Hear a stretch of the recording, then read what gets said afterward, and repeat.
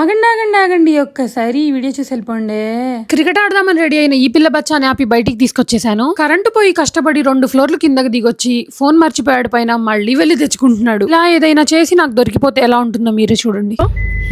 ఇప్పుడైనా తెచ్చుకున్నావా ఫోన్? లేకపోతే ఫోన్ తెచ్చుకోవడానికి వెళ్ళి మళ్ళీ కార్ తాళం ఎక్కడైనా పడేసి అన్నయ్యని విసిగించడం అంటే నాకు చాలా ఇష్టం. అన్నయ్యని విసిగించడమే కదా చెల్లెళ్ళ జన్మ హక్కు. మాట్లాడుతుంటే పాటలు పెడతావేంట్రా?